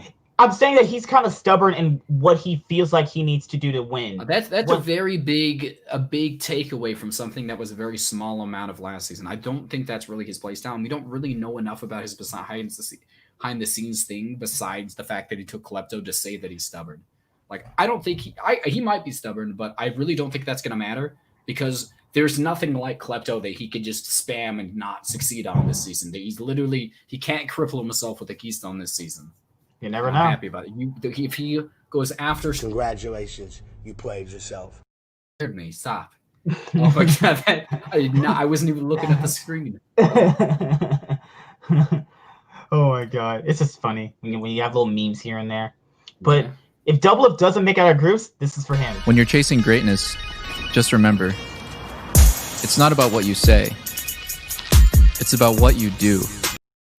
That aged perfectly. No one knows. That was the best thing Double has ever said that aged perfectly. Zoom is probably Omnistone and everybody. Nick, you're just wishing for us to have to suffer through Naguri playing poorly again. If he goes Omnistone again, if he does this, he's like, I got the meta shift like to T, and no one knows this. And he goes Omnistone on like Poppy Top. I'm gonna be upset with you. I'm gonna blame it solely on you because that's probably your fault. I think when it comes down to it, I think Damwon is going to be fast-paced enough to be able to take the group, but JDG is too good of a team for me to count them out. I mean, I have no problem with them. And I think Naguri is one of the best top laners, but again, as you guys said, he is 100% inconsistent, so I could see him. I would say 100%, but there's weaknesses that are easily exploitable, and I mean really easy. I mean, like people like Spica are going to exploit these weaknesses. I would never say that. I would never say those words. I'd never say those. Those are not the words I would use to say. So there's no shot for Rogue in this group, is there? I don't think Rogue is. I mean, again, Rogue has a lot of good, like obviously strengths to them, and honestly, in Hansama any and other, Vander. They have Hansama and just saying, Vander. in any other group, I say Rogue is probably going to get out. If they were in G2 spot, they would get out. They were in Fnatic spot, they might have a shot at getting out. You would get TSM versus Rogue. You guys want that, so Yeah, if they were in like if they were in the group D, I think they still might have a chance. No, they wouldn't. But that's where Mad Lions will go. So TSM beat Fnatic twice. They split games with Gen G. Gen G gets second in groups, goes beats G2 game 5. I just like I respect the tenacity that TSM, like the TSM believers have, because you really do have to have faith in this kind of situation right now. You really need to believe in TSM to be able to make this. No, if TSM advance out of this group and let's say they face like JEG in the quarterfinals, game 5, Reginald steps in as Zed. He says, Bjergsen, you're finally benched. Lena plays for Double Lift. She's like, I got this. BB baby Broken Blade. I don't know, man. I don't know how much I'm in love with Broken Blade. I think he's a good top player. Are you ready for TSM to go? TSM's going 0-6 in this group. If Naguri is a budget the Shy, then Broken Blade is a budget Naguri. Like honestly, that's how the a budget Naguri. These players cost millions of dollars. There's no budget in these players. I mean, I think budget doesn't have to do with the cost in this aspect, but I agree with that. But yeah, JDG, I think it's possible. People gotta stop doing this. Like, JDG is beatable. Now, are you gonna do it? Probably not, but they are exploitable. I'll say that. Because hold on, JDG's the team with, I don't want to get their names wrong again because I've been watching. Other than that, Loken and Lamau. Those JDG are really strong. Like, even saying Rogue could beat them as a stretch. Like saying these guys have a chance as a stretch. But is it possible? Yeah, it's best of ones. Anything can happen. That's the only argument people have. Yeah, Rogue and Lamau are 100% just a little bit too. They're one of the best. They are the single best laning bot lane in China coming out of there, and I think that's going to be a really big problem for them. Like there is no bot lane, I think, in the other regions that's going to be able to compete with them. I mean, like just literally look at like who's the most aggressive NA bot lane, like Double It and Biofrost. Fnatic went 9-9. EU is so overrated this year. I don't understand. I don't know, Sean. I don't know if I'm 100% on board with. Do you want Sean to join? You want Sean to join so you can explain this TSM craziness? I don't know. He's actually a pretty sane guy. If you want. I mean, Sean, I think all around. Do you want him to join? It doesn't matter to me, man. Sean, if you're free, let me know in the chat right now, and you can join and explain this TSM craziness to me again. I think I'm gonna pull my brains out again. Yeah. I think all around, I think there are a lot of weaknesses in terms of generally. I think with the lack of like competition that I think that was generated. If the game comes to a late game, I bet JDG, they're the best late game fighting teams. I mean, the only team that is gonna be even close to like be able to compete with them in the late game is Dragon X, and even then, I think JDG still has it in the bag. So like, if you can't close out the game early on JDG, I don't think you win. JDG not late game. Late game is their thing. They won Game 5 in spring on a late game comp. Like, it's like when people saying Rogue can beat JDG. Have you even watched a JDG game? People are watching these games here. Yeah, Rogue can beat JDG consistently. Get the fuck out of here. What games have you been watching? I'm pretty happy with like just how much talent is coming into Worlds. I think EU and NA are both going to get stomped because I do think they're terrible this year. I think this is the worst I've seen them in both like these past 3 years. They beat Dragon X. No, I agree. Like, I'm just saying the only team that is kind of late centric besides them is like Dragon X, and like if you really want to get into that, Team Liquid. And I don't really think either one of those are a big problem for JDG in the late game. Maybe Dragon X does, because again, I do think there's a possibility. Like again, Loken is not a better late game ADC than Deft, and that's really all I can say about that. What's up, Jared? I'm trolling as always. Happy to TSM is back in group tiebreakers to go back home to LA. Zoom will have a fun time against Finn. I don't think the only person that's not going to be having fun is like Finn at this point. Finn is just literally such a gigantic weakness. He's really just going to get beat by everybody at this point. Doesn't matter. Like, I'm pretty sure, like, Finn is such a like unreliable player at this point. He had so much talent last year. I was expecting so much from him. Nope. It might have been talent, but it's that meta thing we were talking about. He might have just only been good for that meta specifically. For me personally, I don't think the meta's really not shifted in the top lane too much. I mean, I think the meta's moderately similar. Okay, so the last group to go over is Group D, Top Esports, Dragon X, FlyQuest. The only other team, if they make it in, could be Mad Lions, because they'll slot right in here. Here's the if Mad Lions make it in, this is also a really hard group. Because, like, people are kind of sleeping on Dragon X. They're not exactly weak, but they're not exactly strong either. That's the thing. This has to be the weakest second seed in Korea I have seen in a very long time. Like, do you guys remember CV Max? Yeah, he's at Worlds now. He's at Worlds with Dragon X. Okay, so I'll go over their weaknesses first. Dragon X have this tendency to troll draft in very, very important games. Not only that, they are not fast at all. They're not fast at all. Chovy is a fast-paced player. Chovy gets them through that hurdle. And if Chovy doesn't really get them through the hurdle, because they draft for Chovy and Deft, Chovy is your early game insurance, Deft is your late game insurance. And Kyrie likes to obviously protect Deft, and he can roam effectively. But Dragon X have the weakest topside going in. They might even be weaker than some NA topsides. Like, that's how bad Doran and Piosik actually are. They're not good. Stretch. Like, they're weaker than G2's topside. Yeah, Wonder and Yankos, yes. I don't think any NA team is producing a topside like that. Broken Blade, Broxton, Impact. Yeah, don't say that. FlyQuest have any life in that group? They do have life when they're facing, like, no, even Mad Lions is going to beat them. No, they don't have any. They don't have a chance. They're going to get Mad Lions is fast plays. They're going to lose to everybody in that group. And like again, like I want to point out, like first off, I want to go to the again. We did talk about the Zoom versus Naguri thing, but I do want to touch on that since somebody said in the chat just one more time because you don't have too many people chatting anyways. I think that's shade. Okay, well. Zoom versus Naguri, I think the big thing about it is Naguri 100% can match up against Zoom, but Zoom is just so much more consistent, and he's way better playing weak side than Naguri is. So if they're forcing a pick, like a top lane to pick through a weak side, I think that is going to be I'm about to choke to death. My God, he's already choking on dick. I know I got some Hostess donuts. Hostess donuts. If they force, so I'm in Zoom class right now, so I'm going in now. Yeah, you're fine. Like if you see like if they force Naguri to play on a weak side, 100% Zoom is going to dumpster this top lane. But it's the flexibility that Zoom brings to the table. But Naguri's highs are substantially high enough to completely match or actually even beat Zoom on specific matchups.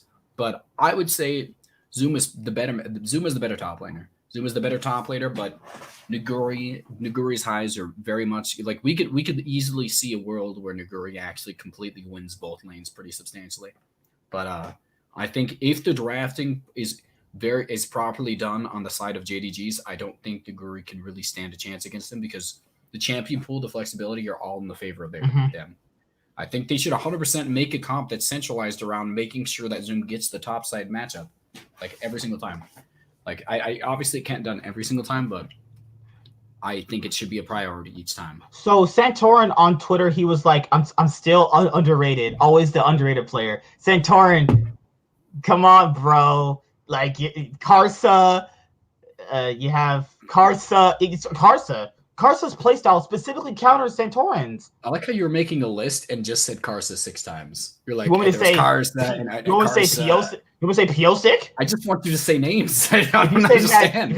If you say Mad Lions, you face his Shadow. Shadow and Karsa specifically counter Santorin's playstyle. I think the big thing about Santorin is the reason that FlyQuest has been able to succeed is because, first of all, the top teams in NA, specifically TSM, don't look at dragons, and that's all Santorin does in the early game. He does not gank at all.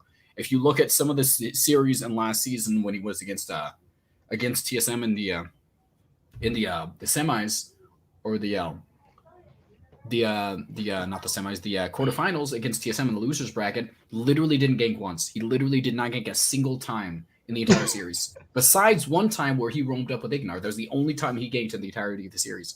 I think Santorin is going to be exploited extremely hard because his playstyle of literally the only thing he attacks for the first 30 seconds is a scuttle and a dragon. And the 30 minutes of the game is scuttlers and dragons is just such a not sustainable playstyle. And that's the big reason I have a problem with Broxa.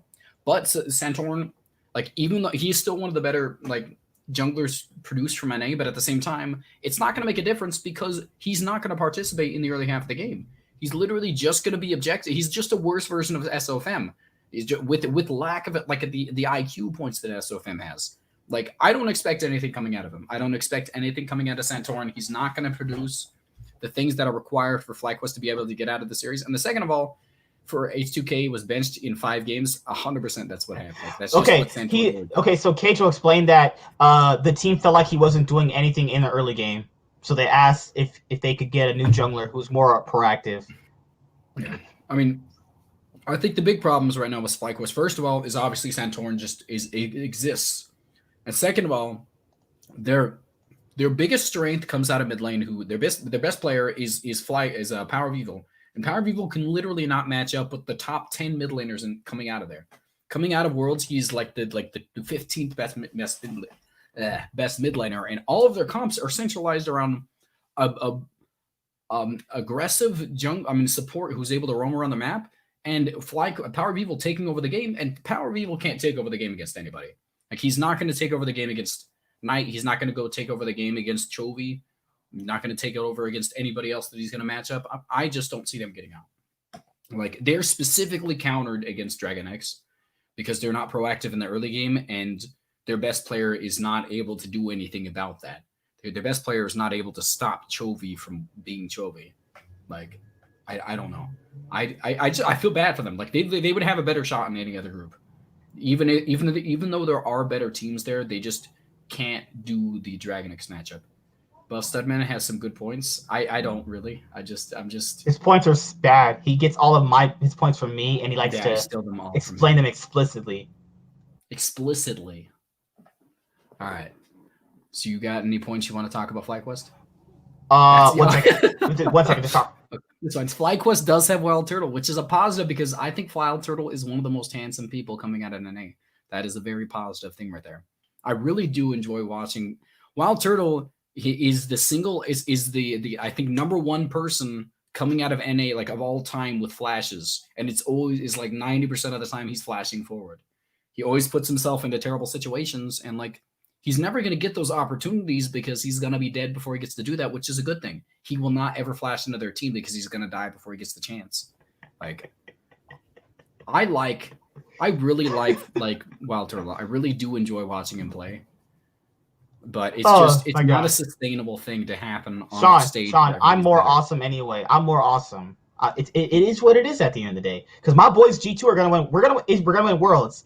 We're gonna face Damwon in the finals, and Caps will smack around Showmaker like it's nothing. Do you even believe that? I mean, I'll believe in anything at this point. Like, there's no team that doesn't have clear-cut weaknesses in this meta. Fnatic win? I don't think Fnatic is going to win. I don't think that's going to happen. Fnatic are going 0-6 in their group, so it doesn't matter anyway. I think Zen and Ravioli. I really don't know. Who is that? Who are Zen and Ravioli? Zen. Oh, Zen is he's in the C9. Zen and Ravioli are the C9 Fancast trio, kind of like the Die. Okay, I really was very confused. I didn't know who those players were. I thought it was like autocorrect or something. Sean's the crazy TSM fan. Yeah, I'm just. And that's Rebecca. She's Fnatic. Yeah. Hi, Rebecca. How you doing? Yeah, she's big fan. She doesn't think Nemesis is good either. We were actually talking about this in I think Facebook. I was like, why does some of your fan base overrate Nemesis? They're like, ew, gross. No, not yet. Not yet for Twitch. Not yet. They are the future C9 water boys. Who is like the Zen and Ravioli? I'll be taking Licorice's coffee before he starts his games. They do coffee. I see it every single time. Like, everybody else got there's 2 people with either. Everybody else got 6 cups of coffee. It was terrible. Like, none of the other teams were providing drinks to their players like that. I respect that about Cloud9. Okay, so I've gotten that question asked about Twitch. I don't think specifically for the league section there's enough of these type of streams for YouTube. There's a massive amount of them right now. There's literally LS does it on there. I Will Dominate does it on there. Thorn does it on there. Loco Doka does it on there. You can do it. But this is one for not famous people. Like I can set it up for you. I mean, we'll talk about. He's not convinced on it. I've been trying to convince him to do it for a while. I will try and set it up for him because I have the ability to actually go to his house and beat him up if he doesn't. So we're good. Sexually? On that. Not what? Sexually. UTSM, be it Broken Blade Spigot, FBI, Huhi. I think that would be great for them. It would generate a lot more early game pressure. They're not kicking Doublelift though. Doublelift's contracted until 2022. The problem is it's not player. You can't just put good players on a team and make them good. They need a shot caller, and 100 you're not gonna get a good shot caller FBI no matter if he is the better player or not. They just need to functionally make their mid game work because they always fall behind in shot calling when it comes to mid game. They make bad plays around the opposite side of the map, lose a turret.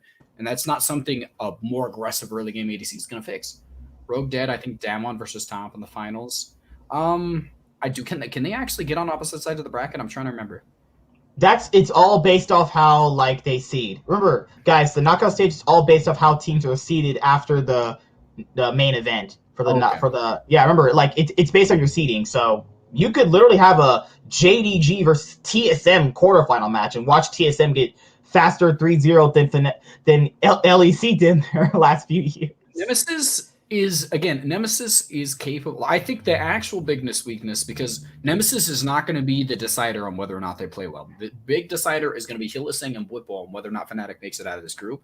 Because whether or not they play well, Nemesis is going to be average. He's going to be average, and every once in a while he's going to pop off and be slightly above average, and you're going to get that out of him. But Whippo and Selfmade, Hillisang specifically can go from one of the best supports in the world to literally the guy who holds you back in your Gold 4 promos. There's just such an inconsistent potential. Okay, so the Fnatic players, they said when we int together. You have to enable Whippo and Hillisang to int like that. You don't have to enable them. He will do it. He will find ways to do it on his own. If he's in the mood to int, it's not. You can't stop him. What group are C?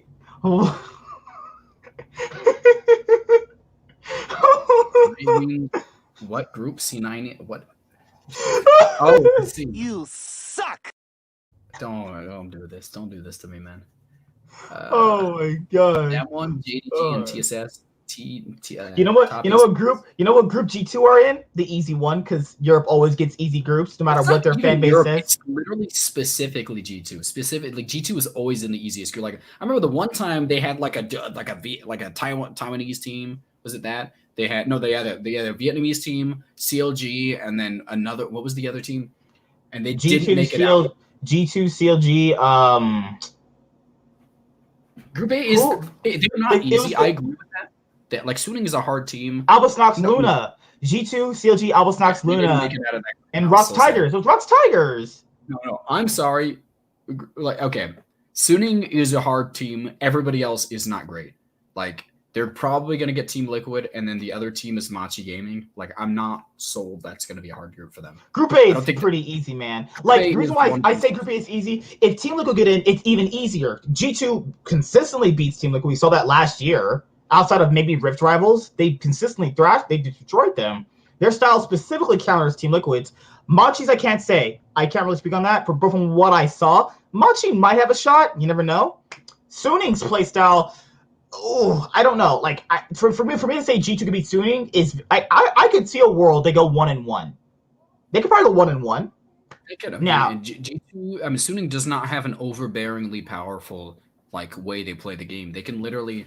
They do play in a way that's kind of just more so PvE oriented in the jungle wise towards till mid game. They really only play the game in a way that's kind of reactive till if you try and contest this dragon, we're all just gonna jump on top. It's very hard for me to say that it's a hard pill to swallow that TSM and Fnatic's group is easy. If they get LGD, it's not easy. LGD is not a weak team. Wait, Group C is not easy at all. I think Group C is substantially. You have Gen G already make it hard. Gen G is making it hard, and then they're going to get LGD. LGD is not a weak team. They are weaker than Suning, obviously. Yankos is no match for SFM right now. They have not clashing playstyle, which is good for them. SFM and Yankos are rarely going to be in the same position on the map. Yankos is going to be looking for ganks, And SOFM is going to be not doing that as consistent, but he is a reactionary play style in terms of that. He's going to try and predict if he's going to gank or not. Like, Yankos is, I feel bad for C9 T1. I don't feel bad for them because they could have made it if they just were better teams. Cloud9 specifically had a chance to make it. All they had to do was win like 3 games, and they didn't win any of them. Like, I don't feel bad for Cloud9 at all. IG fell apart. Like, there's not much you could say about that. TSM, T1 lacked a very major amount of leadership skills. There's obviously there was inner turmoils on like who should be the shot caller, and that should have been decided by the coach already. Your players shouldn't have that much of a say on this guy doesn't know how to shot call, stuff like that. You put your foot down, teach them how to shot call yourself, or you're not a good coach. Victory 5 again just kind of didn't play as well at the end of the season. Oh, for everyone watching, make sure you guys like the stream. Also, if you guys didn't catch most of it because you're either at school on Zoom calls or anything, don't worry. It's going to be all left up at the very end of the day. So that's all I'll say about that. Rebecca says, JDG, what's your view of them? I haven't watched them. It's hard to explain them. They're so weird, actually. I mean, they're not the weirdest team at all. Again, so when was the draw? It was yesterday? It was like 5 a.m. this morning. It was 5 a.m. this morning. Yeah. It's been a while since okay, so it was earlier this morning. Again, all the teams are decided. The play-ins are going to be there's a few variables on the no, you're good. There's a few variables. I'll show you, Zach. Was it Ziak? Yeah. Oh, yeah. Here, man. I'll just show you right now if you didn't get a chance to see it. Here, they did 3 a.m. or something. 5 a.m. I know it's 5 a.m. because I made sure I got my reaction video out like at 7 before I had to go to work for a little bit. Right, my bad. I didn't know. It's just early. There you go. There you go, Isaac. There you go. These are the groups. So JDG plays essentially. If you've ever watched Dragon X play, I think JDG plays the game in a way that's kind of more so trying to. They try and play reactive in the early game because they don't try and make fights happen, and they try and play a game that kind of scales into the late game because if the game gets to the late game, they are the single best team in the world at late game team fighting, and they're really a macro-oriented team late game. But LGD beat IG because everybody's saying LGD is very beatable. I'll get it right. Yeah. I think I want to keep staying on JDG for a little bit. I think JDG has a lot of exploitable weaknesses, obviously, that are only, but they're such good players that they're only able to be exploited in the early game by probably 2 to 3 teams at the most, which is probably Damwon and top esports in my opinion. They are like if you look at like the way they lost against top esports, yeah, like most of the. What are you laughing at? What happened? You see this? I don't see anything. What am I looking at? Don't you see the comments that I highlight? I did not. I don't have your. I'm not looking at your stream, dude. I'm just looking at the chat. Oh, thanks for not viewing my stream. You're supposed to be a viewer of the channel. Oh yeah. I think the big thing I have. Oh yeah, I didn't have live chat going. I had top chat. I think the big thing I have on JDG is I think that again they're really kind of reactionary. So if you get something that they're not expecting in the early game, which is not too much, like they really do have the potential to outplay you in most every situation. They have the better laners against most every other team in the entire region. They beat IG. I love how people use that IG angle like it's a strong suit that they beat an IG that was this weak. IG looked terrible. It's a way weaker IG though. IG looked terrible by the end of the season. I mean, IG was completely outclassed in every position but mid lane. I mean, even top lane was looking pretty weak for them by the end of the season. I mean, I think I have to give credit to LGD. They really do know how to push the pace of the game, but it's obviously they were never able. Like they're directly countered play style by SOFM because they like to play kind of a really one-dimensional play style in terms of just where they're going to gank and stuff. Like what rank you guys? I peaked to D1, but right now I'm nowhere near that.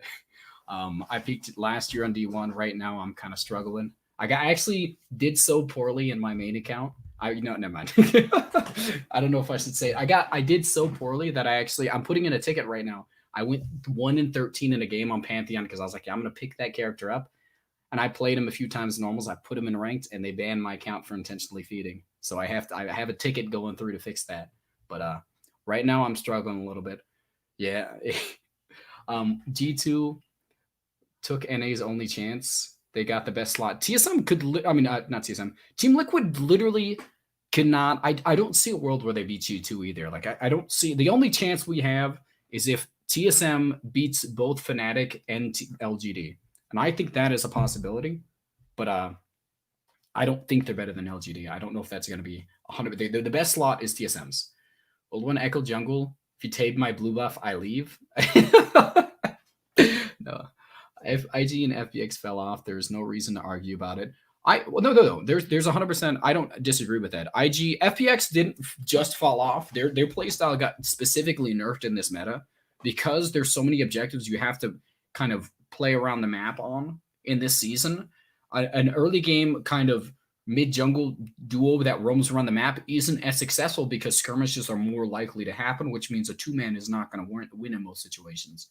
Like you're usually going to be facing 4 to 5. Like Fnatic over TSM, you're screwed. I'm not a TSM Rebecca, no, Rebecca, no. Fnatic are probably going 3-3 in there. They're probably not making it out. TSM's guys, I don't think TSM's making it out either. It's funny to me. I actually think based on how Fnatic tilt, if they lose the first game, they're probably going to go 0-6. They are very, very mentally. They got to be. Fnatic thrive off that. They thrive off momentum. If Fnatic win their first game, I think they'll play very well. If Fnatic lose their, first game, it's kind of up in the air with me personally. Is Rebecca the Sean Jordan of Fnatic? Essentially, yeah. We have a Sean for TSM and Rebecca's for Fnatic. That was going on. I'm kind of confused. Oh. G2 is winning that group easy. The big problem is going to be Suning. I think G2 100% stacks up well against them though, so I don't know if it's going to be that big of a problem. But again, G2 has a similar playstyle to LGD, and look how that got them. Like LGD literally never won a game against them in the summer split. So I mean, it's obviously like a thing that G2 can definitely have a problem with. But at the same time, IG had already been playing bad before that though. It was only a matter of time before a team just took advantage of them playing that poorly. I mean, FlyQuest just got unlucky. Like FlyQuest got unlucky just by being put into Worlds. They didn't deserve to be put in there. It's like putting like a college team against like the Lakers. Like again, they're a good team. They're all good players, but they're not ready for that. Like I'm Rogue just got messed up. I think they're a good team. They're just in the wrong group. They got into a group of the worst possible luck ever. Like Rogue and FlyQuest have the worst luck on this planet. Rogue got the worst luck. Like FlyQuest, there's teams that could beat Dragon Ice. FlyQuest just isn't good enough, and FlyQuest also is counteracted specifically by a playstyle. Like it's on FlyQuest for not being good enough. I think Dragon X is a beatable team. All right, so since Ziak was at school this morning, here I'll just quickly go over for you, my brother. It's all good. All right, so here's how it is. Basically, if Team Liquid make it out, they can only go in Group A because that is the only group that doesn't have a North American team. Same thing goes with Mad Lions. They can only go into Group D, or you have Unicorns of Love or PSG potentially getting a wild card spot into Group A or Group B potentially. Yeah. Then you also have the Group C, which can only get LGD if they make it in because this team doesn't have a LPL team. That's pretty much it. So either you're gonna have Team Liquid, LGD, Unicorns of Love pretty much make it in, and the other random team that I forgot about probably right now. All right, Mad Lions. If Mad Lions make it into Group D, FlyQuest is mega screwed. Mad Lions is not a bad team in terms of how you match them up to FlyQuest. Shadow, Kaiser, that's enough right there. Shadow and Kaiser, that's enough. It's literally enough. TSM. I'm not worried about TSM. I gave up on NA after like week 3 of Spring Split. Like I get the gist of what's going to be happening to us. The only thing I'm really hoping for, I really do hope that you can pull it together a little bit because they've looked really shaky this year. I want at least one Western team to be like, you know what, we're only slightly worse than the Eastern teams. Like I preferred it when it was just like LCK popping off on us, not just the combined effort from both of them of being better than us. A lot of people think LEC is stronger than LCK. It's a possibility. I mean, they proved it. I think LEC completely got destroyed by what's his name last year. Like it's just a fact. Like what is that? What is the team that just got relegated? I forget their names. Griffin? Griffin literally dumpstered G2 by the second week. But G2 won a game against them early on too. But I think second split, like second half of the region, I think like second half of the week, they beat them 2-3 times. Like, it was just ridiculous. Yeah. Like, I think They put it together. Jin Air, I don't know anything about Jin Air. I'm not talking about. I know. LS was like, yeah, Jin Air can beat Jin Air can G2. beat G2, but I don't think anybody else in the world. That's just ludicrous if you think that. All right, Ziak, I forgot you were at school today. That's fine. I'm congrats you were at school. Here you go, buddy. Congrats. All right, so here is the Group A. So Group A for you is INTZ, Legacy Esports, that's Oceanic, that's a Brazil team, Mad Lions, Supermassive, Team Liquid. Group B is LGD, PSG, Rainbow Seven, Unicorns of Love, and V3. Who knows? Wait a minute. What if Unicorns of Love face Team Liquid? Ooh. Is there a chance? Is there a chance Unicorns of Love beats Team Liquid if they Team get Liquid is not that strong of a team, so I mean I don't know. I'm not gonna put out there and pretend that I watched any of the regions that don't like that you don't care for. Just say you don't care for them. I didn't watch the Russian leagues. I didn't do that, and that's just. I watched a little bit, but it wasn't like Team Liquid would lose that set. Like Mad Lions is a substantially better team in my opinion. Mad Lions should be winning on paper. On paper, Mad Lions should be winning. Pineapple versus Broxley. Are you talking an inanimate objects versus Broxley? Because I feel like they would put in the same amount of effort to affect the early game. So you know what? If I drop this Blue Yeti microphone on my foot right now and break it, it'd probably have more impact on my life than Broxley has in the jungle. Yes, some aggressive I'm going with TL. What? TL? Holy crap! I'm not going with TL, baby. Bro, if TL make it out, they're only gonna go into G2's group, and your G2 already counters their playstyle. Then you have Suning. Like, I'm just saying though. Your love is LEC teams. You again. I'm gonna say I don't know anything about. I did not watch enough. They did scrim a lot against LEC teams, and it seems like a lot of them are putting in like a decent amount of Suning. Suning is the third seed coming out of China right now. Their best player is SOFAM, and they have a really good ADC. Like, who knows how good he? Like, again, as somebody said earlier, I do agree with that point that I didn't actually think about for. He's only been in this specific kind of supportive ADC type of meta, so who knows actually how good he is? But OMG WTF? Well, you were a caps like kind of person. But yeah, I think we had a great stream. We had a lot of great topics. Yeah, today, guys, I'll be recording the C9 fan cast later on today with a different group of guys, so it's a lot of different opinions. Yesterday, we had a great episode on with the actual IMT Alorum, so if you guys missed that episode yesterday, go watch it. I tried to get this guy on, but he was like, I'm going to ignore this guy. I'm going to go have sex with my girlfriend. I was like, okay, dude, whatever. No one said that. Stop putting words in my mouth. But it's been great. Thank you guys for coming on. Thank you guys for liking the stream. It's been great having you guys here. NA is like omega doomed. Like omega doomed. I'm rooting for Gen G and G2, obviously. G2 are gonna make the finals, they're gonna beat Damwon. Carlos will sub in for Caps in game 5 against Damwon. You heard it here. But that's pretty much it. Do you want to add in anything before we head out? I do not. Do you want to say how much you love me? I don't love you. Last thing we'll get to before we go, ZX says, want to know what would be the funniest shit ever if FlyQuest is the only team to make it out?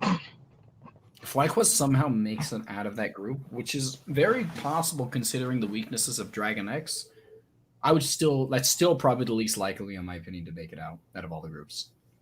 Like, I'm rooting Dragon X, Damwon, and Top Esports. I'm literally gonna root for TSM. Like a TSM versus Machi game in finals, because no one's going to expect it. I'd love to see that. I'm rooting for, if I'm going crazy, G2 versus FlyQuest finals. Let's go. It's 100%. Wish Cloud9 was there instead of Fly. I really don't, because Cloud9 is terrible. I wish there were two there, man. But, they didn't play good enough to get there. I can't just sit here and say they deserved it. FlyQuest can't face SKT this time. FlyQuest, yeah. Oh, that is true. Power People and Ignore tore them up on Misfits. I agree with that. Oh, yeah. There you go. Yeah. See you guys later. Like, comment, share. Most of all, enjoy. I'm the Nightwing. Way of Life Esports is signing out, guys. Peace. Goodbye. Wait, Rebecca, what's your take on Dragon X? Well, it's like combining Cloud9, TSM, and Team Liquid together, essentially. Let's actually say they're literally just a worse version of JDG. They literally are a team that is required to stay till the later half of the game, but their early game is pretty much like they have a weak side top lane instead of JDG, so they can't keep up with early game aggression. That's why they're not as good as JDG. But that's pretty much it. That's the fastest.